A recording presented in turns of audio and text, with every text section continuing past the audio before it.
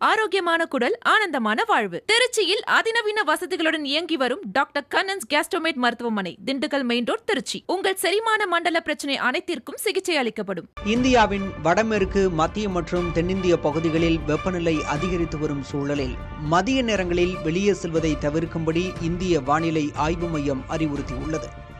ஜம்மு காஷ்மீர், இமாச்சல பிரதேசம், பஞ்சாப், ஹரியானா, சண்டிகர், டெல்லி, உத்தரப்பிரதேசம், ராஜஸ்தான் மற்றும் மத்திய இந்திய பகுதிகளில் அடுத்த சில நாட்களுக்கு ஆங்காங்கே வெப்ப அலை வீசக்கூடும் என கணிக்கப்பட்டுள்ளது.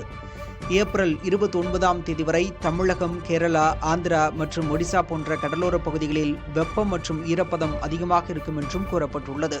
வெப்ப பாதிப்புகளிலிருந்து தற்காத்துக் கொள்ள மதிய நேரங்களில் வெளியே செல்வதை தவிர்க்க அறிவுறுத்தப்பட்டுள்ளது. தாகம் இல்லாவிட்டாலும் போதுமான அளவு தண்ணீர் குடிக்கவும் கூறப்பட்டுள்ளது.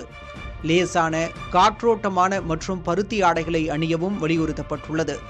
குழந்தைகள், முதியவர்கள் மற்றும் உடல்நலக் குறைபாடு உள்ளவர்கள் கூடுதல் கவனத்துடன் இருக்க வேண்டுகோள் விடுக்கப்பட்டுள்ளது.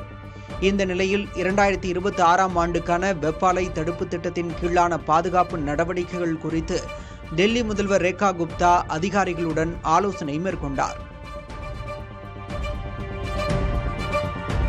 தமிழ்நாட்டில் வெப்பநிலை உயரக்கூடும் என வானிலை ஆய்வு மையம் கணித்துள்ளது.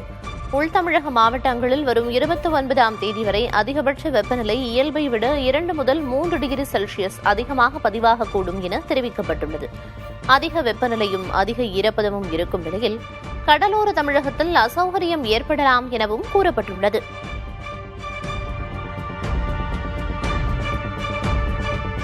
ஆரோக்கியமான குடல், ஆனந்தமான வாழ்வு. திருச்சியில் அதிநவீன வசதிகளுடன் இயங்கி வரும் டாக்டர் கண்ணன்ஸ் கேஸ்ட்ரோமேட் மருத்துவமனை, திண்டுக்கல் மெயின் ரோட், திருச்சி. உங்கள் செரிமான மண்டல பிரச்சனை அனைத்திற்கும் சிகிச்சை அளிக்கப்படும்.